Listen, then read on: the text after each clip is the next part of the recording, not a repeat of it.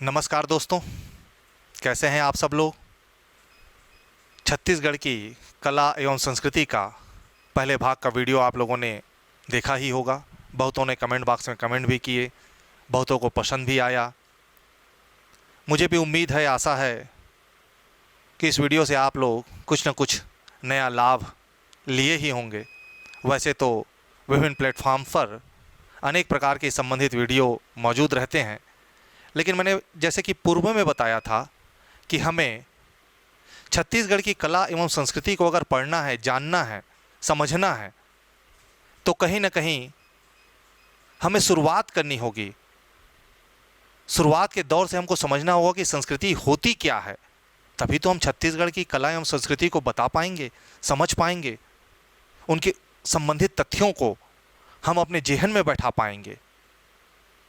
तो पहले वीडियो में हमने संस्कृति के बारे में, संस्कृति की परिभाषा, संस्कृति होती क्या है, संस्कृति की अवधारणाएं क्या है, संस्कृति बनती कैसे है, संस्कृति बिगड़ती कैसे है, संस्कृति कब कब तक चलते रहती है, संस्कृति कैसे एक पीढ़ी से दूसरी पीढ़ी में हस्तांतरित होती है, इन सब बातों को विस्तार से चर्चा की थी। आज की इस वीडियो में हम चर्चा करेंगे कि संस्कृति की अवधारणाएं क्या है, संस्कृति की विशेषताएं क्या होती है, छत्तीसगढ़ संस्कृति की क्या विशेषताएं हैं। इन सब बातों को हम विस्तार से समझेंगे। तो सबसे पहले हम देखते हैं संस्कृति की अवधारणा।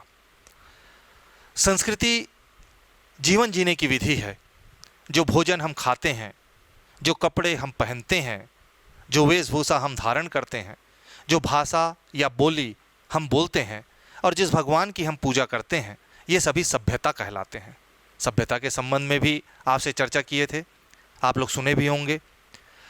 इन्हीं सभ्यताओं से हमारी संस्कृति सूचित होती है। इन्हीं सभ्यताओं को देख करके कोई एक अनजान व्यक्ति भी यह अनुमान लगा सकता है कि हम कौन सी संस्कृति से, या अमुख व्यक्ति या सामने वाला व्यक्ति कौन सी संस्कृति धारी है, या कौन सी संस्कृति से बिलोंग करता है, कौन सी संस्कृति को, परंपरा को वह धारण करता है।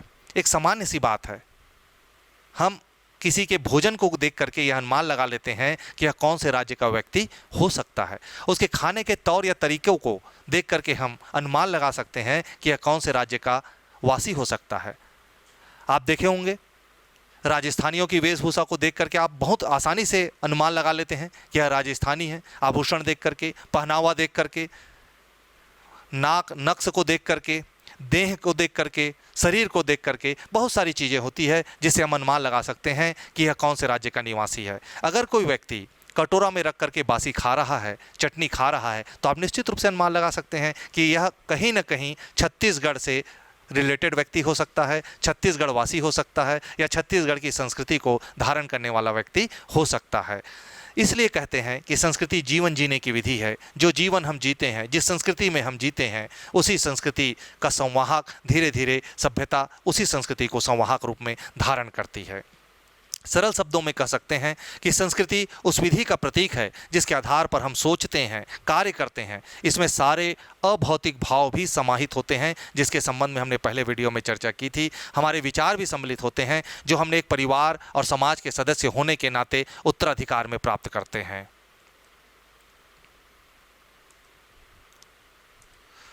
एक समाज वर्ग के सदस्य के रूप में मानवों की सभी उपलब्धियां उसकी संस्कृति से प्रेरित कही जा सकती हैं। मनुष्य एक सामाजिक प्राणी है। हम बचपन से पढ़ते आ रहे हैं, समाजशास्त्र में भी पढ़ते हैं कि मनुष्य एक सामाजिक प्राणी है। समाज के रूप में मनुष्य अपने समाज को, या राष्ट्र को, या देश को, या प्रदेश को जो चीज़ें लौटाता है, अपनी कला के माध्यम से, अपने संगीत के माध्यम से, शिल्प कला के माध्यम से, विज्ञान के माध्यम से, दर्शन के माध्यम से, धर्म के माध्यम से, ये सभी संस्कृति के प्रकट पक्ष हैं। कहने का तात्पर्य यह है कि कला, साहित्य, संगीत, वास्तु विज्ञान, शिल्प कला, दर्शन, धर्म और विज्ञान सभी संस्कृति को प्रकट करते हैं। फिर से वही बात मैं दोहराता हूँ कि आप किसी भी शिल्प को देख करके अनुमान लगा सकते हैं। अगर थोड़े से भी आप ज्ञान रखते हैं तो किसी भी शिल्प को देख करके आप यह अनुमान लगा सकते हैं कि यह कौन से राज्य का शिल्प हो सकता है। जैसे छत्तीसगढ़ के जो शिल्प हैं, घड़वा शिल्प है, मिट्टी शिल्प है, टोकरी बनाना है जिसमें बांस शिल्प वगैरह होते हैं, छीन के पत्तों से कुछ चीज़ों का निर्माण किया जाता है। इनको देख करके आप अनुमान लगा सकते हैं कि इसको बनाने वाला व्यक्ति या ये जो चीज़ें हैं ये कौन से क्षेत्र से हैं या कौन से राज्य से संबंधित चीज़ें हो सकती है। इसलिए कहते हैं कि शिल्पकला, संगीत, वास्तु विज्ञान, धर्म, दर्शन, अध्यात्म सभी संस्कृति के प्रकट पक्ष हैं। संस्कृति इनके माध्यम से प्रकट होती है। आखिर संस्कृति को प्रकट होने का कोई ना कोई माध्यम तो चाहिए होता है, तो संस्कृति इन्हीं माध्यमों के द्वारा प्रकट होती है। संस्कृति में रीति रिवाज और परंपराएं भी सम्मिलित होती है। जो हम दैनिक जीवन में जिन रिवाजों का, जिन रस्मों का हम पालन करते हैं, जिन रस्मों के माध्यम से हम जीते हैं, वो भी संस्कृति को प्रकट करती हैं। जीवन जीने का जो हमारा तरीका होता है, जीवन जीने का जो हमारा सलीका होता है, उससे भी हमारी संस्कृति प्रकट होती है। इस प्रकार संस्कृति मानव जनित मानसिक पर्यावरण से संबंध रखती है। यहाँ पर पर्यावरण का शाब्दिक अर्थ प्रकृति वाला पर्यावरण नहीं है, परिधन आवरण वाला है, हमारे चारों ओर का आवरण। तो संस्कृति जो होती है मानव जनित मानसिक पर्यावरण से संबंध रखती है, जिसमें अभौतिक उत्पाद एक पीढ़ी से दूसरे पीढ़ी को प्रदान किए जाते हैं। जो कि मैंने पहले भी बताया था कि संस्कृति एक पीढ़ी से दूसरी पीढ़ी में हस्तांतरित कुछ इसी तरीके से होती है। जो समाज के वैज्ञानिक हैं, जो सामाजिक विज्ञान को बेहतर तरीके से समझते हैं, बेहतर तरीके से एक्सप्लेनेशन करते हैं, उनमें एक समान सहमति इस बात को लेकर के बनती है कि संस्कृति मनुष्यों द्वारा प्राप्त सभी आंतरिक और बाह्य व्यवहारों के तरीकों का समुच्चय होता है। संस्कृति में मनुष्यों द्वारा प्राप्त सभी आंतरिक और बाह्य व्यवहार के जो तरीके हैं वो समाहित होते हैं। कहने का मतलब होता है, सरल भाषा में अगर बात करें, कि जो चीज़ें हम सोचते हैं या एक वर्ग विशेष सोचता है या एक संस्कृति को मानने वाले लोग सोचते हैं, तो एक जैसा ही सोचते हैं और एक जैसा ही प्रकट करते हैं। जैसे हरेली तिहार का एक एग्जाम्पल लेते हैं। सारे लोगों का छत्तीसगढ़ में हरेली तिहार को मनाने का करीब करीब एक प्रकार से ही प्रचलन है। गेड़ी चढ़ा जाता है, गुरहा चीला की रोटी खाई जाती है, कृषि यंत्रों की पूजा की जाती है, पशुओं की भी पूजा की जाती है। तो सभी के सोचने का तरीका ही एक है, इस त्यौहार को मनाने का भी उद्देश्य एक है और इसको कर्मकांड के रूप में प्रकट करने का, प्रस्तुत करने का तरीका भी एक ही है। तो निश्चित रूप से यह एक संस्कृति के से संबंधित हुआ। इसीलिए समाज वैज्ञानिकों का कथन है कि संस्कृति में मनुष्यों द्वारा प्राप्त सभी आंतरिक और बाह्य व्यवहारों के तरीके समाहित होते हैं। ये चिन्हों द्वारा भी स्थानांतरित किए जा सकते हैं। चिन्हों का मतलब मानव समूह की विशिष्ट उपलब्धि माना गया है। चिन्हों को आप देखे होंगे, अगर विस्तृत परिप्रेक्ष्य में बात किया जाए तो अजंता एलोरा की गुफाओं में जो कलरफुल चित्र, शैल चित्र जो मिले हैं, या अलग अलग मंदिरों में, भारत के विभिन्न स्थानों पे अलग अलग मंदिरों में समयानुसार अलग अलग कालखंडों में जो खुदाई से प्राप्त प्रतिमाएं मिलती हैं या मंदिरों में जो आज अंकित हैं, ऐसे चित्र, शैल चित्र, इनसे, कलाकृतियों से तत्कालीन समय की संस्कृति प्रकट होती है। आखिर हमारे समाज वैज्ञानिक, पुरातत्ववेत्ता इसी शैल चित्रों के माध्यम से, इन्हीं मूर्तियों के माध्यम से या उस समय के प्राप्त चीज़ों के माध्यम से यह अनुमान लगाते हैं कि उस समय की संस्कृति कैसे रही होगी। वस्तुतः संस्कृति का मूल केंद्र उन सूक्ष्म विचारों में निहित होता है जो समूह में ऐतिहासिक रूप से संबंध मूल्यों सहित विवेचित होते रहते हैं। संस्कृति जो होती है किसी समाज का सूक्ष्म अवलोकन कर सकती है। इसीलिए हम देखते हैं कि कोई समाज ज़्यादा सुसंस्कृत होता है, कोई समाज थोड़ा सा अलग प्रकार की संस्कृति का, परंपरा को धारण करता है। तो कहीं ना कहीं संस्कृति जो होती है वो एक सामाजिक परंपरा का एक हिस्सा होती है। सामाजिक लोग आपस में एक दूसरे से व्यवहार करते हैं, एक दूसरे से किसी बातों को लेकर के जो संप्रेषण करते हैं, वो भी एक संस्कृति का हिस्सा होती है। जीवन के विषय में अपनी अभिवृत्तियों को या ज्ञान को भी हम अपनी संस्कृति के अनुसार दिशा प्रदान करते हैं। हमने देखा कि समाज में भी संस्कृति किस तरह से व्याप्त है। तो इन्हीं संस्कृति से हमारा समाज बना हुआ है और यह संस्कृति एक समाज से दूसरे समाज में या एक राज्य से दूसरे राज्य में या एक देश से दूसरे देश में बदलते रहती है। आप देखे होंगे छत्तीसगढ़ में हम निवास करते हैं, थोड़ा सा आगे जाएंगे महाराष्ट्र की सीमा लग जाती है, थोड़ा सा आगे जाएंगे दूसरी ओर उड़ीसा की सीमा लग जाती है। तो वहाँ पे संस्कृति धीरे धीरे करके परिवर्तित होते रहती है। महाराष्ट्र की संस्कृति अलग है, उड़ीसा की संस्कृति अलग है। इसका विकास जो होता है सामाजिक और राष्ट्रीय संदर्भ में होने वाली ऐतिहासिक और ज्ञान संबंधी प्रक्रिया और प्रगति पर आधारित होता है। इन्हीं संस्कृतियों के आधार पर समाज का निर्माण होता है, हमने अभी चर्चा किया। इन्हीं संस्कृतियों के आधार पर जब समाज का निर्माण होता है तब एक राज्य का निर्माण होता है, और इन्हीं संस्कृति के आधार पर एक देश का निर्माण होता है। इसलिए हम समग्र रूप से अलग अलग राज्यों की संस्कृति का कुल औसत या कुल सम्मिश्रण या कुल समुच्चय के रूप में कह सकते हैं कि हमारी एक अटूट भारतीय संस्कृति का निर्माण होता है। उदाहरण लेते हैं, हमारे अभिवादन की विधियाँ, हमारे वस्त्र, खाने की आदत में, पारिवारिक संबंधों में, सामाजिक और धार्मिक रीति रिवाजों में और मान्यताओं में थोड़ी बहुत भिन्नताओं के साथ भारतीय संस्कृति के अगर परिप्रेक्ष्य में बात करें तो यह एक रूप से समान प्रतीत होती है। तो किसी भी देश के लोग अपने विशिष्ट सांस्कृतिक परंपराओं के द्वारा ही पहचाने जाते हैं। ये ठीक उसी तरह से बात हुई, थोड़ी देर पहले मैंने चर्चा किया था कि हमारे भोजन और वेशभूषा से हम कौन से राज्य के वासी हैं या कौन से क्षेत्र के हैं, इस बात का पता लगाया जा सकता है। ठीक उसी तरह से अगर समग्र रूप से बात करें तो विश्व के किसी देश में जाते हैं तो कोई अनजान व्यक्ति हमारे तरीकों को, चलने के तरीकों को, जीवन जीने के तरीकों को, हमारे रीति रिवाज को देख करके या हमारे अभिवादन की शैली से या हमारे भाषा या बोली से यह बता सकता है कि यह भारत का व्यक्ति है या यह हिंदुस्तानी है। संस्कृति और विरासत। संस्कृति और विरासत, सांस्कृतिक विकास एक ऐतिहासिक प्रक्रिया है। हमारे पूर्वजों ने बहुत सी बातें अपने बड़े बुजुर्गों से सीखी, अपने पुरखों से सीखी, समय के साथ उसमें अपने अनुभवों के साथ उसमें परिमार्जन किया, उसमें और वृद्धि की। जो अनावश्यक था या जिसकी ज़रूरत महसूस नहीं की जा रही थी उसको उन्होंने छोड़ दिया। हमने भी अपने पूर्वजों से बहुत कुछ सीखा है। जैसे जैसे समय बीता हम में नए विचार, नई भावनाएं जुड़ती चली गई। इस प्रकार से संस्कृति एक पीढ़ी से दूसरी पीढ़ी तक हस्तांतरित होती चली जाती है। जो संस्कृति हम अपने पूर्वजों से प्राप्त करते हैं उसे सांस्कृतिक विरासत कहते हैं। विरासत का भी शाब्दिक अर्थ होता है कि जिसको हमने अपने पूर्वजों से प्राप्त किया हो। सांस्कृतिक विरासत का शाब्दिक अर्थ होता है अपने पूर्वजों से प्राप्त सांस्कृतिक विरासत। यह विरासत कई स्तरों पर विद्यमान होती है।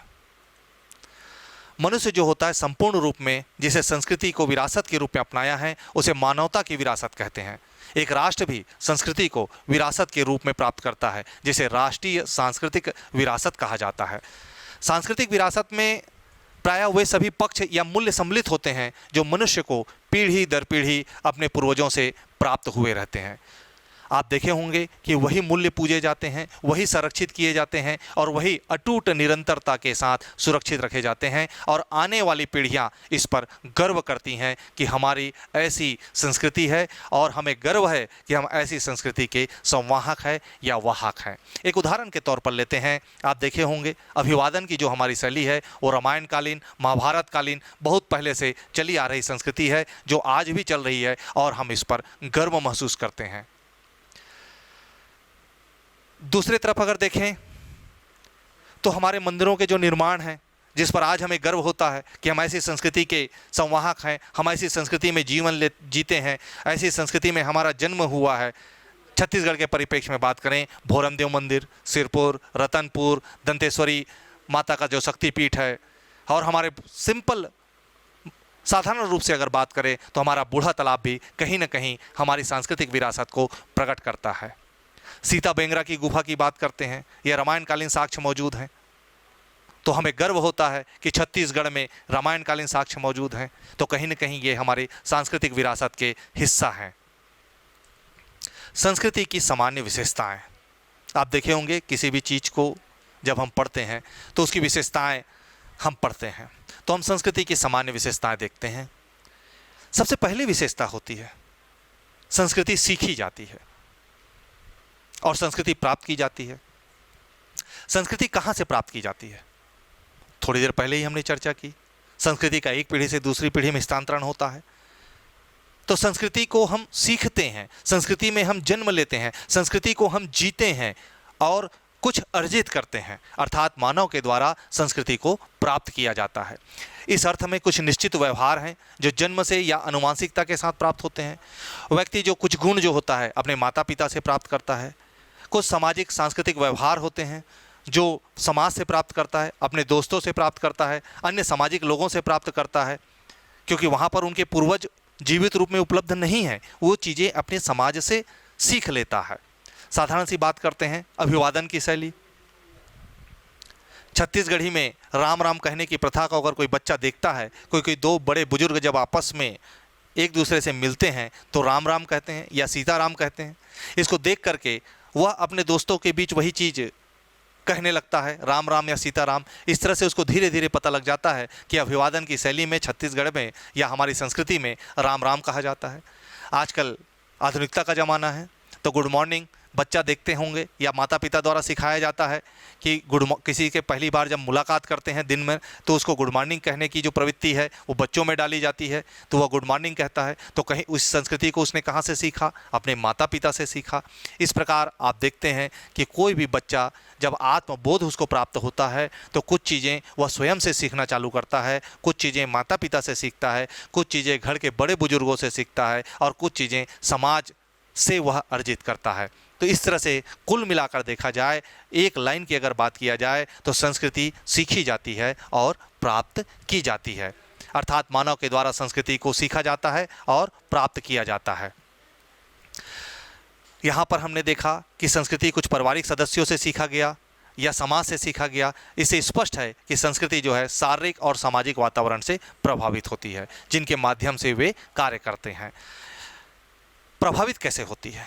मैंने अभी एक एग्जाम्पल से भी बताया, एक उदाहरण से आपको बताया कि छत्तीसगढ़ की संस्कृति में तो राम राम और सीताराम कहने की प्रथा प्रचलित थी, लेकिन उसका स्थान कौन सी चीज़ें ले रहा है? नमस्कार या फिर गुड मॉर्निंग, गुड आफ्टरनून या गुड इवनिंग।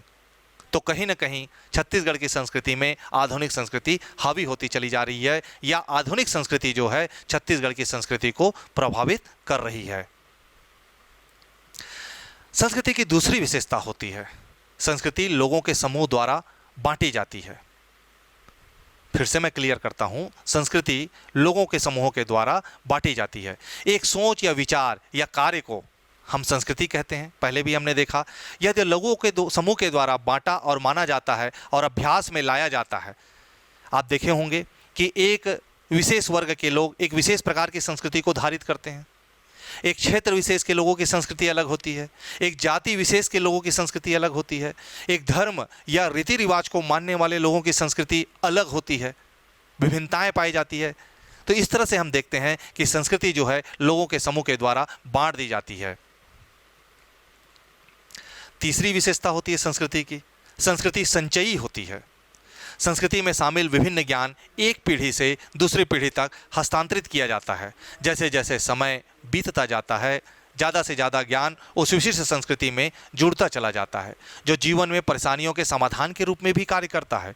पीढ़ी दर पीढ़ी यही संस्कृति आगे बढ़ती रहती है। यह चक्र बदलते समय के साथ एक विशिष्ट संस्कृति के रूप में बना रहता है। इसका कहने का तात्पर्य कुल मिलाकर यह हुआ कि संस्कृति संचयी होती है। संचयी मतलब इकट्ठा होती है, फिर धीरे से दूसरी पीढ़ी में हस्तांतरित हो जाती है, दूसरी पीढ़ी से तीसरी पीढ़ी में हस्तांतरित हो जाती है। विभिन्न प्रकार के माध्यमों को साथ रख करके यह संस्कृति एक पीढ़ी से दूसरी पीढ़ी में हस्तांतरित होते रहती है। संस्कृति की अपन चौथी विशेषता देखते हैं, संस्कृति परिवर्तनशील होती है। ज्ञान, विचार और परंपराएं नई संस्कृति के साथ अद्यतन रूप से जुड़ते चले जाते हैं। समय बीतने के साथ किसी विशिष्ट संस्कृति में सांस्कृतिक परिवर्तन संभव होते चले जाते हैं।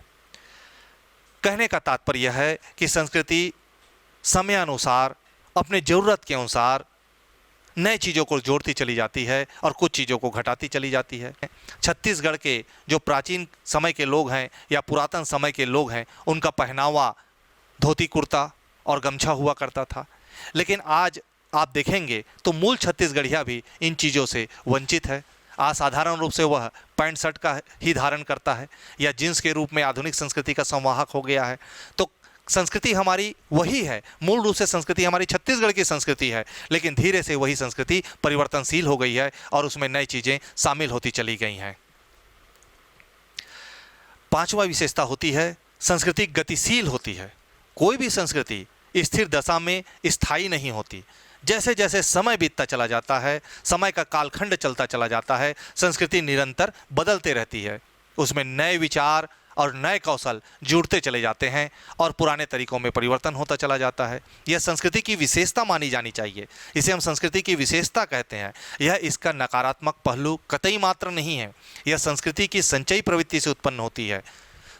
संस्कृति की जो संचयी प्रवृत्ति है उसमें हम संस्कृति को बचा करके रखते हैं। संस्कृति हमारी बची हुई है। हमारी मूल रूप से जो संस्कृति है वो छत्तीसगढ़ की संस्कृति है, लेकिन इसमें कहीं उड़ीसा की संस्कृति, कहीं महाराष्ट्र की संस्कृति, कहीं आधुनिक संस्कृति या किसी और प्रकार की संस्कृति का समावेश या सम्मिश्रण होता चला जाता है और एक थोड़ी सी मिश्रित संस्कृति या एक नई संस्कृति की अवधारणा जन्म लेते चली जाती है। अगली विशेषता है, संस्कृति हमें अनेक प्रकार के स्वीकृत व्यवहारों के तरीके प्रदान करती है। संस्कृति हमें यह बताती है कि किसी कार्य को कैसे हम संपादित करें, कैसे एक व्यक्ति को व्यवहार करना चाहिए। आप देखे होंगे पूरे विश्व में भारतीय संस्कृति का डंका बजता है।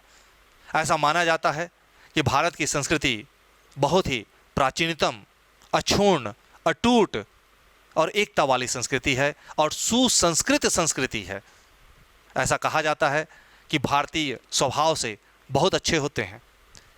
जैसे एक उदाहरण के स्वरूप पर अगर देखें, पाकिस्तान और भारत की तुलना की जाए पूरे विश्व में कहीं पर, तो लोग भारतीय को ही ज़्यादा पसंद करेंगे। इसके पीछे कहीं ना कहीं उसकी सांस्कृतिक विरासत या उसकी वसुधैव कुटुंबकम की भावना या दुश्मन को भी माफ़ कर देने की प्रवृत्ति, ये भी एक संस्कृति का हिस्सा है, कहीं ना कहीं इसमें समाहित है। इसलिए भारतीय संस्कृति का डंका पूरी दुनिया में बजता है। तो संस्कृति हमें अनेक प्रकार के स्वीकृत व्यवहारों के तरीके प्रदान करती है। अगला विशेषता है संस्कृति की, संस्कृति भिन्न होती है। एक ऐसी व्यवस्था जिसमें विभिन्न पारंपरिक भाग एक दूसरे पर आश्रित हैं। यद्यपि ये भाग अलग होते हैं पर संस्कृति को पूर्ण रूप प्रदान करने में एक दूसरे पर आश्रित होते हैं। कहीं न कहीं ये मिश्रित संस्कृति के संबंध में चर्चा करता है। मैंने पहले भी बताया, एक संस्कृति में दूसरे संस्कृति का समावेश होता है, लेकिन मूल संस्कृति वहीं पर रहती है और एक आधुनिकतम संस्कृति या मिश्रित संस्कृति अलग से जन्म ले लेती है। अगली विशेषता है, संस्कृति वैचारिक होती है। प्रायः संस्कृति वैचारिक होती है। एक व्यक्ति से उन विचारों का पालन करने की आशा की जाती है, उन आदर्शों पर चलने की अपेक्षा की जाती है जिस संस्कृति में वह जीता है, जिससे उसी संस्कृति के अन्य लोगों से सामाजिक स्वीकृति प्राप्त की जा सके। आप देखे होंगे एक ही विचारधारा के लोग या एक ही विचारधारा के दो दोस्तों की आपस में बन जाती है। दोस्ती तभी होती है जब दोनों के विचार मिलते हैं। 5 दोस्त हैं, पांचों आपस में अभिन्न मित्र हैं। यह अभिन्न मित्र तभी हैं क्योंकि उनकी वैचारिक रूप से समानता है। ठीक उसी प्रकार से संस्कृति में होती है। संस्कृति अक्सर वैचारिक होती है। जब हम वैचारिक एक जैसे संस्कृति वाले लोग आपस में मिलते हैं तो एक संगठन का निर्माण हो जाता है और एक अलग प्रकार की संस्कृति का हम एक अलग खंड का एक हिस्सा होते हैं, जिससे हमारे विचारों को भी दूसरे लोग स्वीकृति प्रदान करते हैं और उनके विचारों को भी हम स्वीकृति प्रदान करते हैं। ये तो हमने जो चर्चा किया, ये हमने संस्कृति की विशेषताओं पर चर्चा किया। अब हम आते हैं छत्तीसगढ़ की संस्कृति की क्या विशेषताएं हैं। छत्तीसगढ़ की संस्कृति भी बहुत ही प्राचीन एवं समृद्ध है। अन्य देशों की संस्कृतियों की भी बात करें तो समय की धारा के साथ यह नष्ट होते चले गए, लेकिन अपनी छत्तीसगढ़ की संस्कृति आदिकाल से ही अपने परंपरागत अस्तित्व के साथ अजर अमर बनी हुई है। इसकी उदारता और समन्वयवादी गुणों के अन्य संस्कृतियों को समाहित तो किया ही है, किंतु अपने अस्तित्व के मूल को भी आज सुरक्षित रखा है। और हम गर्व से भी आज कहते हैं कि हमारी छत्तीसगढ़ की संस्कृति बहुत ही प्राचीन है, बहुत ही विशिष्ट है और वैविध्यपूर्ण है। आप इतिहास पढ़ते होंगे, इतिहास में आपने देखा होगा कि हमारी जो संस्कृति है वह रामायणकालीन संस्कृति से प्रारंभ होती है और उस इतना पुराना हमारी छत्तीसगढ़ की संस्कृति रही है। तो उसी में से हम कुछ विशेषताओं की चर्चा आज यहाँ पर हम करेंगे। तो छत्तीसगढ़ की संस्कृति की सबसे पहली विशेषता जो कही जा सकती है वो है इसकी प्राचीनता। प्राचीनता मतलब बहुत पुराना, पुरातन काल। छत्तीसगढ़ की संस्कृति प्राचीनतम संस्कृतियों में से एक है। पूर्व पाषाण काल के साक्ष्य रायगढ़ के सिंघनपुर गुफा, महानदी घाटी में भी मिलते हैं। इसके बाद के कालों में भी चितवा डोंगरी, गढ़धनोरा, कोंडागांव, सरगुजा, करही भदर अनेक स्थानों में हमारे पाषाणकालीन साक्ष्यों की प्राप्ति हुई है। वैदिक काल, रामायण काल और महाभारत काल के ग्रंथों में भी छत्तीसगढ़ का वर्णन मिलता है। अलग अलग नामों से पुकारा जाता है। महानदी का वर्णन मिलता है। तो इस प्रकार हम देखते हैं कि छत्तीसगढ़ की जो संस्कृति है वो बहुत ही प्राचीन काल से चली आ रही संस्कृति है। दूसरी इसकी प्रमुख विशेषता है इसकी निरंतरता। मैंने पहले भी चर्चा की, अनेक देशों की संस्कृतियाँ थी। समय के साथ, कालखंड के साथ, समय की निरंतरता के साथ वह नष्ट होती चली गई। लेकिन छत्तीसगढ़ की संस्कृति की एक महत्वपूर्ण विशेषता है कि हजारों वर्षों बाद भी यह संस्कृति आज भी अपने मूल स्वरूप में जीवित है, जबकि कई संस्कृतियाँ या तो मिट गई या मरणासन अवस्था में हैं। माता कौशल्या के बारे में आपने सुना होगा। माता कौशल्या छत्तीसगढ़ की ही थी। राम छत्तीसगढ़ वासियों के भांजा हुए, इसलिए संपूर्ण छत्तीसगढ़ और इसे सटे इलाकों में लोग अपने भांजा या भांजी को भगवान राम का स्वरूप मानकर आज भी पैर छूते हैं। और पैर छूने की, भांजा या भांजी के पैर छूने की प्रथा आज भी हमारे यहाँ विद्यमान है। तो यह इसकी संस्कृति की निरंतरता है। छत्तीसगढ़ संस्कृति की निरंतरता है कि यह प्रथा आज भी विद्यमान है, यह परंपरा पुरातन है और अभी भी नई पीढ़ी में मौजूद है। हम कितना भी जीन्स या पैंट पहन लें, जीन्स और शर्ट लगा लें, जैकेट पहन लें, लेकिन अपने भांजा या भांजी का पैर छूने से नहीं चूकते। छत्तीसगढ़ की संस्कृति की अगली विशेषता है इसका लचीलापन और सहिष्णुता। छत्तीसगढ़ की संस्कृति, प्रकृति ने उसे दीर्घायु और स्थायित्व प्रदान किया है। संसार की किसी भी संस्कृति में शायद इतनी सहनशीलता नहीं है जितनी छत्तीसगढ़ की संस्कृति में पाई जाती है। छत्तीसगढ़ में आप देखे होंगे विभिन्न धर्मों के लोग बरसों से निवासरत हैं और अपने रीति रिवाज का पालन कर रहे हैं। यहाँ की बोली या भाषा में भी आप देखेंगे कि पड़ोसी राज्यों की भाषा या बोली का पुट या प्रभाव दिखाई देता है। बहुत ही आसानी से प्रभाव या पुट दिखाई देता है। त्योहारों की बात करें, अगर राजधानी रायपुर की बात करें तो कुछ ऐसे हिंदू भी आपको मिलेंगे जो रमज़ान में रोज़ा रखते हैं और कुछ ऐसे मुसलमान भाई भी मिलेंगे जो नवरात्रि में 9 दिन माता का उपवास रखते हैं। हमारे छत्तीसगढ़ की ही संस्कृति की बात करें तो कुछ ऐसे मुस्लिम गायक हैं, मुसलमान भाई हैं जो माता सेवा या जसगीत गाते हैं। तो ये हमारे संस्कृति का लचीलापन है, सहिष्णुता है। पूरे छत्तीसगढ़वासी भाईचारा के साथ सौहार्दपूर्ण तरीके से बरसों से निवासरत हैं। और ख़ास बात यह है कि आज तक के अन्य राज्यों के मुकाबले भी छत्तीसगढ़ में किसी भी प्रकार के दंगा फसाद या कुछ इस तरह की गतिविधियां आज तक के दृष्टिगोचर नहीं हुई है। तो कहीं न कहीं ये हमारे संस्कृति की विशिष्ट विशेषता कही जा सकती है। छत्तीसगढ़ संस्कृति की अगली विशेषता है इसकी ग्रहणशीलता। नाम से ही स्पष्ट है, ग्रहण मतलब किसी चीज़ को पाना या प्राप्त करना।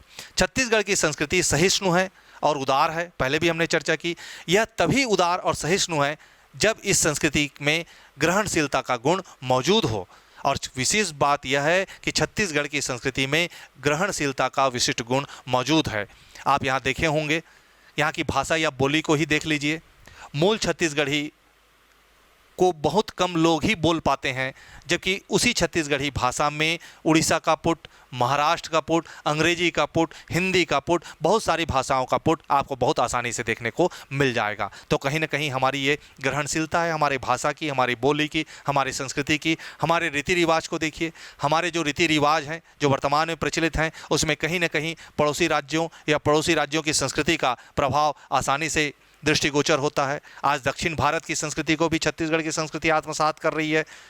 एक सरल उदाहरण के तौर पर और देख सकते हैं कि आज छत्तीसगढ़ वासियों को जो अंगाकर रोटी या मोटा रोटी का सेवन करते थे उसको सुबह के नाश्ते में इडली ज़्यादा पसंद है। तो कहीं ना कहीं कह सकते हैं कि छत्तीसगढ़ की जो संस्कृति है वो दूसरे संस्कृति को एडाप्ट करती है या उसमें ग्रहणशीलता का बहुत ज़्यादा गुण मौजूद है।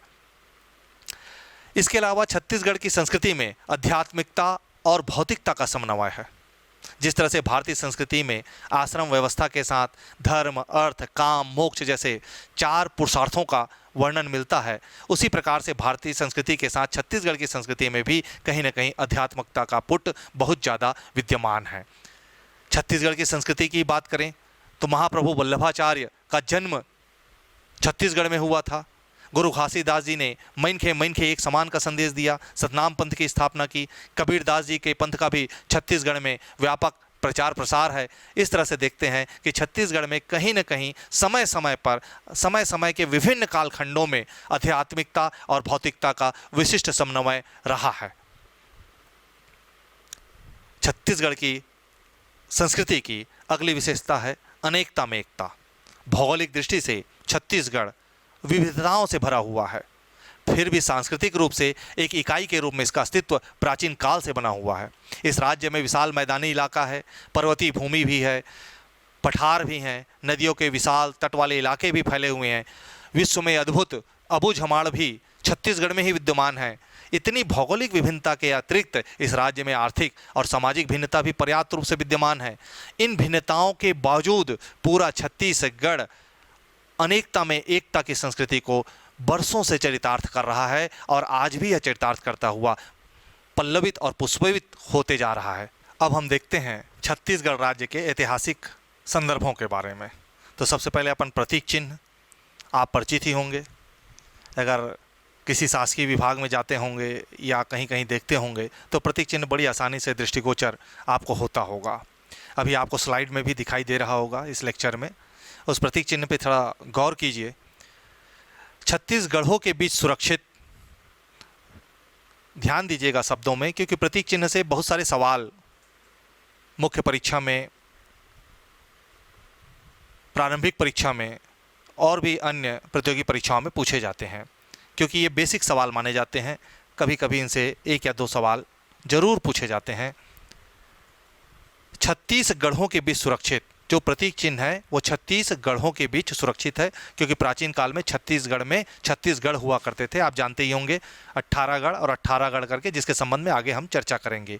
तो कुल मिलाकर के 36 गढ़ हुआ करते थे। 36 गढ़ों के बीच सुरक्षित, विकास की अदम्य आकांक्षा को दर्शाता गोलाकार चिन्ह, गोला रूप में है। छत्तीसगढ़ का जो प्रतीक चिन्ह है वो गोलाकार है, कहीं कहीं प्रतीक चिन्ह चौकोर भी होते हैं।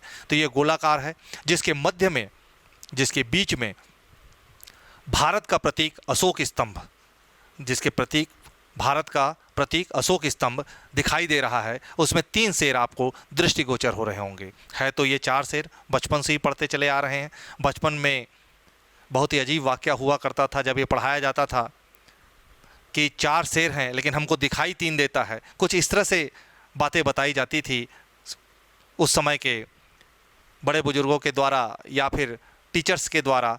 वस्तुतः इस तरह की बातें नहीं बताई जानी चाहिए मेरे हिसाब से। है ये 4 शेर, किसी 4 बच्चों को अगर खड़ा करके बता दिया जाए कि आप इसको सामने से देखिए, ये 4 बच्चे खड़े हैं उत्तर दक्षिण और पूर्व पश्चिम के हिसाब से, जिसमें सारे के पीठ आपस में चिपके हुए हैं। अगर आप इसको किसी भी दिशा से देखेंगे तो आपको 3 ही दिखाई देंगे, चौथा आपको पीछे की ओर है इसलिए वो दिखाई नहीं देगा। तो ये 3 डायमेंशन पिक्चर अगर बना दिया जाता तो कितना अच्छा होता। तो ठीक वही बात यहाँ पर है, 3 शेर दिखाई दे रहे हैं। आप जानते ही हैं इसमें 4 शेर हैं। इसके बाद एक आदर्श वाक्य है, सत्यमेव जयते, जिसके बारे में भी आप जानते हैं सत्य की हमेशा विजय होती है। राज्य की प्रमुख फसल है धान, उसकी सुनहरी बालियां इसमें आपको दिखाई दे रही है। भरपूर ऊर्जा प्रतीकों के बीच में राष्ट्रध्वज के 3 रंगों के साथ, राष्ट्रध्वज के जो 3 रंग हैं वो भी आपको इसमें दिखाई दे रहे हैं। उसके साथ छत्तीसगढ़ की नदियों को रेखांकित करती लहरें भी हैं। तो कभी कभी पेपर में, परीक्षाओं में इस प्रतीक चिन्ह का तस्वीर बना करके यह पूछ दिया जाता है कि यह रेखा किसको इंगित करती है। तो आपको वहाँ पर क्या लिखना है? छत्तीसगढ़ की नदियों को रेखांकित करती लहरें हैं। फिर से मैं एक बार विस्तृत रूप से बता देता हूँ। 36 गढ़ों के बीच है राज्य का प्रतीक चिन्ह, 36 गढ़ों के बीच सुरक्षित है, विकास की अदम्य आकांक्षा को दर्शाता यह गोलाकार रूप में है, जिसके मध्य में भारत का प्रतीक अशोक स्तंभ है, जिसमें दिखाई दे रहा है आपको 3 शेर। आदर्श वाक्य है इसका सत्यमेव जयते। राज्य की प्रमुख फसल है धान, उसकी क्या दिखाई दे रही हैं? सुनहरी बालियां दिखाई दे रही है। भरपूर ऊर्जा के प्रतीकों के बीच राष्ट्रध्वज के जो 3 रंग होते हैं, केसरिया, सफ़ेद और हरा, उसके साथ छत्तीसगढ़ की नदियों को रेखांकित करती 3 लहरें आपको दिखाई दे रही होंगी। 4 सितंबर 2001 को मंत्रिमंडल ने 4 सितंबर 2001 को मंत्रिमंडल ने छत्तीसगढ़ राज्य शासन के अधिकृत प्रतीक चिन्ह को निर्धारित और स्वीकृत कर तत्काल प्रभाव से लागू किया था। हमारा जो यह चिन्ह है वह राज्य की विरासत, हमारा जो यह चिन्ह है राज्य की विरासत, अपार संपदा और इसके उपयोग की अनंत संभावनाओं का प्रतीकात्मक स्वरूप है। आखिर हम किसी प्रतीक चिन्ह को जब हम बनाते हैं तो इसका मतलब क्या होता है? उस चीज़ों को प्रदर्शित करता हुआ होना चाहिए। तो यह क्या चीज़ को प्रदर्शित करता है? हमारे राज्य की, पहला हमारे राज्य की विरासत को प्रदर्शित करता है, हमारे राज्य की अपार संपदा को प्रदर्शित करता है और इसके उपयोग की अनंत संभावनाओं को भी यह प्रदर्शित करता है। प्रतीक चिन्ह की जो वृत्ताकार परिधि है, प्रतीक चिन्ह की जो वृत्ताकार परिधि है, जिसको हम पहिए के समान कह सकते हैं, वह राज्य के विकास की निरंतरता को दर्शाती है। आप देखे होंगे पहिए से मनुष्य के मानव जीवन के जो आदि मानव की सभ्यता थी उसमें आमूलचूल परिवर्तन आया था। उसी तरह से ऐसा माना जाता है कि पहिया जो होती है गतिमान सूचक शब्द होती है, गतिमान गति को प्रदर्शित करती है, गतिशीलता को प्रदर्शित करती है। तो जो प्रतीक चिन्ह की वृत्ताकार परिधि है और राज्य के विकास की निरंतरता को दर्शाती है। इस चिन्ह के बाहरी वृत्त में छत्तीसगढ़ के 36 किले वृत्त पर बाहर की ओर अंकित हैं। आप देखेंगे ध्यान से तो आपको किले जैसा कुछ प्रतीत होगा। वह किला ही है, गढ़ के रूप में है, जो कि छत्तीसगढ़ हुआ करते थे पहले। 18 गढ़ और 18 गढ़ जिसकी चर्चा मैंने की, उसी किलों को यहाँ पर अंकित किया गया है। इन किलों का जो रंग है वो हरा रंग है। इन किलों का जो रंग है वो हरा रंग है। तो हरा रंग जो होता है राज्य की समृद्धि, वन संपदा और नैसर्गिक सुंदरता को प्रतिबिंबित करता है। हरा रंग जो है राज्य की समृद्धि, वन संपदा और नैसर्गिक सुंदरता को प्रतिबिंबित करता है। इस बाहरी हरे वृत्त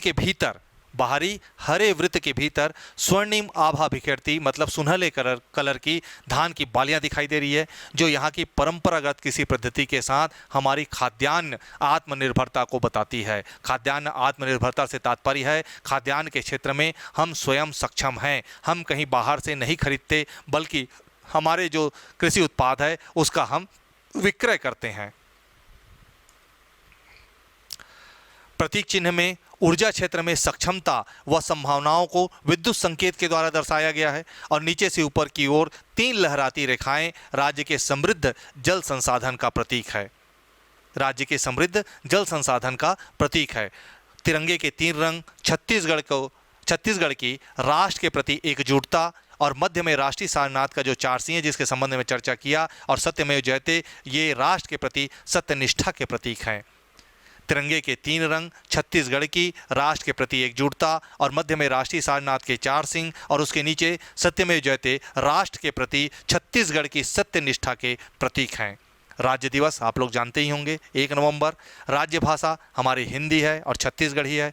28 नवंबर 2007 को छत्तीसगढ़ विधानसभा में सर्वसम्मत निर्णय लिया गया था, छत्तीसगढ़ी राज्य भाषा होगी। तस्वीर में आपको दिखाई दे रही होगी बस्तर की पहाड़ी मैना, हिल मैना, जिसको अपन कहते हैं ग्रैकुला रेलिजियोसा। ये हमारी राजकीय पक्षी है। राजकीय पक्षी कौन सी है? पहाड़ी मैना। इसका वैज्ञानिक नाम ग्रेटी पेनिनसुलेरिस है। इसका वैज्ञानिक नाम, पहाड़ी मैने का वैज्ञानिक नाम ग्रेटी पेनिनसुलेरिस है। यह राज्य का राजकीय पक्षी है। ये बस्तर की पहाड़ी मैना को ही राज्य का राजकीय पक्षी माना गया है। बोलचाल में, प्रचलन में या फिर हम घरों में एक मैना को पाले रहते हैं, तोता मैना की कहानी वाली बात है। उस मैना को राजकीय पक्षी नहीं माना जाता। राजकीय पक्षी बस्तर की पहाड़ी मैना को माना गया है, ध्यान रखिएगा। प्राणी शास्त्र जो जूलॉजी होता है उसमें 4 प्रकार की पहाड़ी मैनाओं का विवरण मिलता है। ग्रैकुला, उत्तरी ग्रैकुला, रिलिजियोसा, दक्षिणी ग्रैकुला, इंटरमीजिया, पूर्वी ग्रेटी पेनिनसुलेरिस और अंडमान हिल ग्रेटी। इस प्रकार से 4 प्रकार के पहाड़ी मैने का वर्णन मिलता है। कांगेर घाटी राष्ट्रीय उद्यान है हमारा जो छत्तीसगढ़ में, उसमें पहाड़ी मैना को संरक्षित किया जा रहा है क्योंकि इसका अस्तित्व खतरे में है। पहाड़ी मैना विलुप्त होने के कगार पे है, इसलिए उसे कांगेर घाटी राष्ट्रीय वन उद्यान में संरक्षित करने के विशेष प्रकार के उपक्रम प्रशासन के द्वारा चलाए जा रहे हैं। पहाड़ी मैने का जो मुख्य विचरण क्षेत्र होता है वह है दंतेवाड़ा, बीजापुर, नारायणपुर, कोंडागांव, जगदलपुर, कांगेर घाटी, गुप्तेश्वर, तिरिया, कुंचा। इसी क्षेत्र के वन क्षेत्र हैं जहां पहाड़ी मैने का विचरण क्षेत्र है और पहाड़ी मैना वहां के पर्यावरण के प्रति आसानी से एडाप्ट कर लेती है और वहाँ रहने उसे मुफीद प्रतीत होती है। राज्य शासन ने जुलाई 2001 को राजकीय पक्षी के रूप में बस्तरिया पहाड़ी मैना को चुना हुआ है। दिखने में ये सुंदर होते हैं, कोमल है, भावुक होती है और ख़ास बात यह होती है कि मनुष्य की भांति बोलने में और मनुष्य की आवाज़ और भाषा का सटीक नकल कर लेने की विशेष प्रतिभा होती है। मनुष्य के भांति बोलना और मनुष्य की आवाज़ और भाषा का सटीक नकल कर लेना, इसकी यह खास विशेषता या खास प्रतिभा कहा जा सकता है। इसके पंख काले होते हैं। पंख काले होते हैं जिसके छोर सफ़ेद होते हैं। पंख काले होते हैं जिसके छोर सफ़ेद होते हैं। याद रखिएगा, पंख काले होते हैं और जिसके छोर सफ़ेद होते हैं। चोंच होती है गुलाबी, कंठ गर्दन पीली और पैर होता है पीला।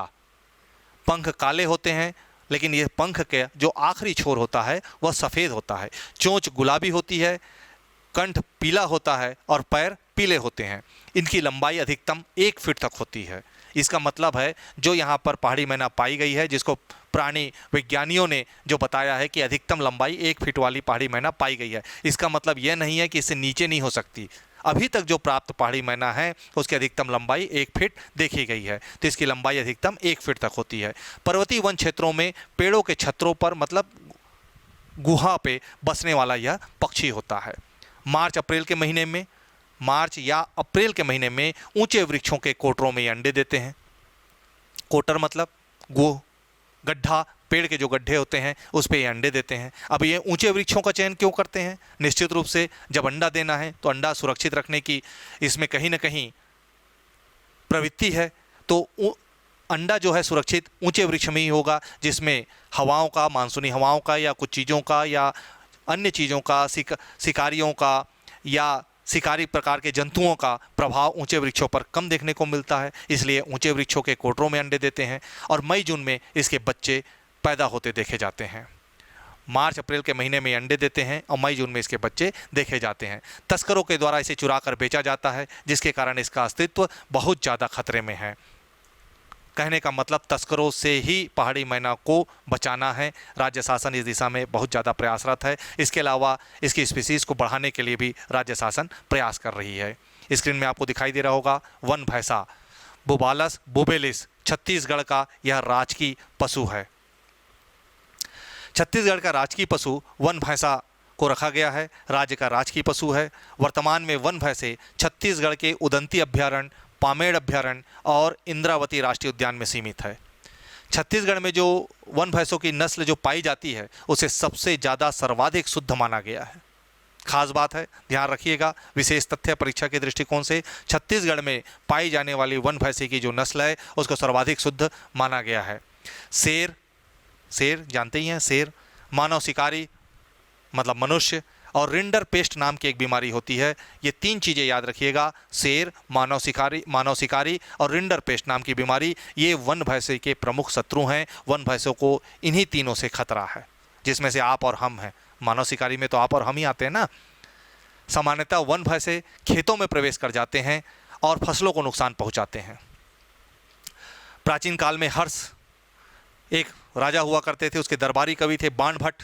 उन्होंने वर्णन किया, बांधवगढ़ से बस्तर तक के क्षेत्र का विशद वर्णन उन्होंने किया था। संस्कृत का एक ग्रंथ लिखा, उस ग्रंथ का नाम है कादम्बरी। हर्ष के दरबारी कवि बाणभट्ट ने बांधवगढ़ से बस्तर तक के क्षेत्र का विशद वर्णन संस्कृत भाषा में लिखे अपने ग्रंथ कादम्बरी में किया है। तो अब एक लाइन है, सवाल यहाँ बहुत सारे जनरेट हो जाते हैं कि हर्ष का दरबारी कवि कौन था? बाणभट्ट ने कहाँ के वन भैंसों का वर्णन किया? बांधवगढ़ से बस्तर तक का, उसी क्षेत्र का इसने वर्णन किया है। कौन सी भाषा में वन भैंसों का वर्णन किया है? संस्कृत भाषा में। कौन से ग्रंथ में किया है? कादम्बरी ग्रंथ में। इसलिए आपको एक ही लाइन पर अनेक प्रकार के तथ्यों पर लगातार दृष्टि जमाए रखनी है। हालांकि मैं समय समय पर इस संबंध में आपको इन वीडियो में भी सूचित करते रहता हूं। तो आपको याद रखना है कि हर्ष के दरबारी कवि बाणभट्ट ने बांधवगढ़ से बस्तर तक के क्षेत्र का विशद वर्णन संस्कृत में लिखे अपने ग्रंथ कादम्बरी में किया है। उन्होंने इस क्षेत्र में वन भैंसों की प्रचुरता का वर्णन किया है।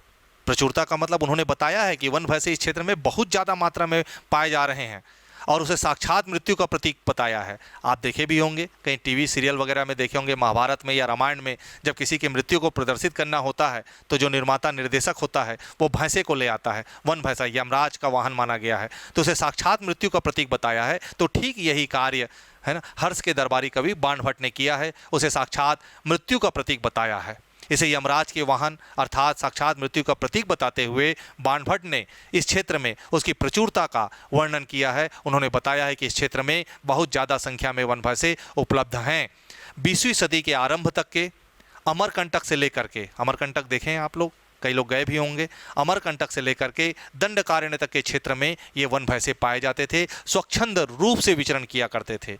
इसकी पुष्टि कैप्टन जे फोर्सिथ नाम याद रखिएगा, कैप्टन जे फोर्सिथ और जे डब्ल्यू बेस्ट और कैप्टन जे फोर्सिथ, दो अंग्रेजों ने अपने संस्मरण लेखों में इसका उल्लेख किया है। संस्मरण लेख जानते होंगे, हिंदी की एक विधा होती है जिसमें किसी क्षेत्र में अगर घूमे हैं या वहाँ कार्य किए हैं तो उसको संस्मरण रूप से अपन लिखते हैं। तो कैप्टन जे फोर्सिथ और जे.डब्ल्यू. बेस्ट ने अपने संस्मरण लेखों में यह बताया है कि इन क्षेत्रों में अमरकंटक से लेकर के दंडकारण्य तक के बहुत ज़्यादा वन भैंसे पाए जाते थे। खास बात यह है कि फोर्सिथ ने बिलासपुर के वनों में इसके अनेक झुंड देखे थे, किंतु पिछले सदी के आरंभिक दशकों में यह बिलासपुर और रायपुर के वनों से सिमट करके बस्तर तक सीमित हो गए हैं। इनकी संख्या और क्षेत्र में कमी के मुख्य कारण है अनुकूल प्राकृतिक आवास का कम होते जाना। इस संबंध में भी हालिया प्रतियोगी परीक्षाओं में पूछा गया था सवाल कि इसके कम होने के कारण क्या हैं। तो पहला कारण है अनुकूल प्राकृतिक आवास का कम होते जाना। कोई भी जानवर जो स्वच्छंद रूप से जंगल में विचरण कर रहा है उसको आवास की सुविधा आप देंगे तभी वह रह पाएगा। तो अनुकूल प्राकृतिक आवास का कम होते जाना। शिकार एवं पालतू शिकार, दूसरा है शिकार अगर कोई करता है तो वन भैंसे शिकार से बहुत ज़्यादा त्रस्त रहते हैं। और पालतू भैंसों में पाई जाने वाली रिंडर पेस्ट नाम की एक संक्रामक बीमारी का जो संक्रमण होता है वन भैंसों में, ये इसके खास दुश्मन हैं। साथ ही कभी कभी समीप के बसाहट के पालतू भैंसों से इसका प्रजनन हो जाता है, जिससे इसकी नस्ल जो होती है खतरे में पड़ती चली जा रही है या मिलावट का इसमें खतरा होता चला जा रहा है। कहने का तात्पर्य है कि वन भैंसे कभी कभी आसपास के गांवों में भी विचरण करते रहते हैं और वहां की देसी नस्ल या लोकल नस्ल की साधारण भैंसों से इसका प्रजनन हो जाता है, जिससे नस्ल में वन भैंसे की जो शुद्ध नस्ल होती है उसमें मिलावट आ जाता है। इसका वैज्ञानिक नाम बुबालस बुबेलिस है। खास बात आप ये ध्यान रखिएगा कि इसका वैज्ञानिक नाम बुबालस बुबेलिस है, लेकिन जो राजकीय पशु है हमारे छत्तीसगढ़ राज्य का वन भैंसा, उसका पूरा वैज्ञानिक नाम होता है बुबालस बुबेलिस अरना। हिंदी भाषा में नर जंगली भैंसे को अरना कहते हैं और मादा वन भैंसे को अरनी कहते हैं। ये भी आप याद रखिएगा, हिंदी भाषा में नर जंगली भैंसे को अरना और मादा वन भैंसे को अरनी कहते हैं। वैसे देखा जाए तो ये मुख्यतः नेपाल के तराई के घास के मैदानों में, असम के ब्रह्मपुत्र के मैदान में, उड़ीसा के कुछ हिस्सों में और छत्तीसगढ़ के बस्तर जिले में भी प्रमुखतः इंद्रावती राष्ट्रीय उद्यान, कुटरू वन क्षेत्र और उदंती अभ्यारण्य में पाए जाते हैं। ये वन भैंसे लंबे घास युक्त दलदली, जहाँ पे कीचड़ हो, छत्तीसगढ़ में जिसको लद्दी कहते हैं, या जल युक्त स्थल जिनके किनारे लंबी घास उपलब्ध हो, वही इसके लिए प्राकृतिक आवास होते हैं। क्योंकि आप देखे होंगे भैंसों में एक लौटने की प्रवृत्ति होती है, लंबे समय तक घंटों ये कीचड़ में या तालाब के एक ऐसे हिस्से में जहाँ दलदल हो, कीचड़ और पानी साथ साथ हो, जिसको सरल भाषा में लद्दी कहते हैं, वहाँ ये घंटों लेटे रहते हैं। साधारण भैंसे की बात कह रहा हूँ। तो ठीक इसी तरह से वन भैंसे भी जो होते हैं वो इन जल युक्त या दलदली वाले या लंबे घास वाले स्थानों पर आसानी से विचरण करते हुए आपको मिलेंगे। लौटने के लिए इनको कीचड़ या डूबे रहने के लिए पानी की उपलब्धता भोजन के बाद इनकी प्रमुख आवश्यकता है। स्वाभाविक सी बात है, आपकी पहली आवश्यकता भोजन है। जब आपका पेट भरा रहता है तो आपको छत चाहिए होता है। तो ठीक इसी तरह से इनकी पहली आवश्यकता भोजन होती है, दूसरी आवश्यकता इनके रहने के लिए होती है, जिसके बारे में मैंने बताया। बाइसन के विपरीत ये वनों के समीप के बसाहट से लगे खेतों में प्रवेश कर जाते हैं। कई बार वन भैंसे गाँव में भी प्रवेश कर जाते हैं। वन भैंसा है, ये शाकाहारी होते हैं और घास ही इनका मुख्य आहार होता है। आप याद रखिएगा, ये शाकाहारी होते हैं और घास ही इनका मुख्य आहार होता है। वस्तुतः देखा जाए तो वन भैंसे शांत प्रवृत्ति के होते हैं, किंतु गुस्सा आने पर अचानक हमला कर देते हैं। इनके प्रमुख शत्रु शेर होते हैं और मानव शिकारी होते हैं, जिसके संबंध में मैंने चर्चा की। लेकिन एक शक्तिशाली भैंसा शेर को भी खदेड़ सकता है। वन भैंसा विशाल होता है, स्वाभाविक सी बात है, विशाल होता है।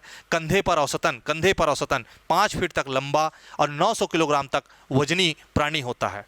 इसके सींग जो होते हैं 197.6, याद रखिएगा, इनके सींग जो होते हैं अधिकतम मैक्सिमम 197.6 सेंटीमीटर तक लंबे दर्ज किए गए हैं।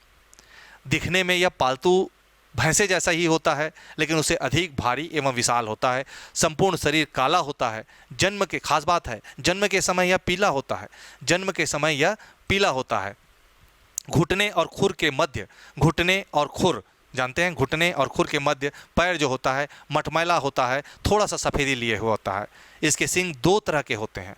इसके सींग दो तरह के होते हैं। पहले प्रकार में माथे के ऊपर अर्धवृत्ताकार होता है। आप ये समझ लीजिए कि भैंसे के सींग के ऊपर एक अर्धवृत्ताकार कल्पना कीजिए। तो ये माथे में ऊपर की ओर अर्धवृत्ताकार होता है, जिसके दोनों छोरों के मध्य अंतराल होता है, जिसके दोनों छोरों के मध्य अंतराल होता है। और जो दूसरे प्रकार की होती है उसमें दोनों के मध्य थोड़े अंतर के साथ अंतराल कम होता है। कहने का मतलब है एक पूर्ण वृत्ताकार अर्धवृत्ताकार के रूप में होता है, और दूसरे प्रकार के जो वन भैंसा होते हैं उसमें अर्धवृत्ताकार नहीं बन पाता। उसमें घुमाव थोड़ा ऊपर की ओर होता है और वो थोड़ा बाहर की ओर निकले हुए प्रतीत होते हैं।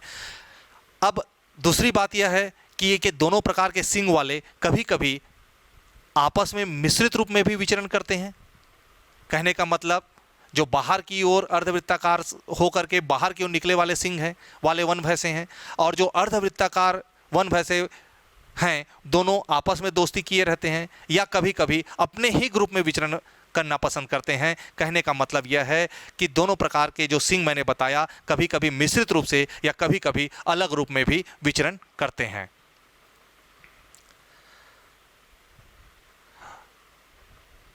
सामान्यतः वर्षा के ऋतु जब चालू होती है उसके अंत में ये प्रजनन करते हैं, और मार्च से मई के मध्य में ये युवा वन भैंसा जन्म लेते हैं। इनके प्रमुख शत्रुओं में शेर और मानव शिकारी होते हैं। सामान्यतः एक शक्तिशाली भैंसा शेर को भी खदेड़ सकता है, याद रखिएगा। वन्य प्राणी विशेषज्ञ जो हैं इन्हें निश्चेष्ट कर इसके स्थानांतरण की विधि प्रस्तुत की है। इसमें एटोरफिन हाइड्रोक्लोराइड HCl एवं ACP की उचित मात्रा का डार्ट संधान कर इसके संतति को बढ़ाने का प्रयास किया जा रहा है।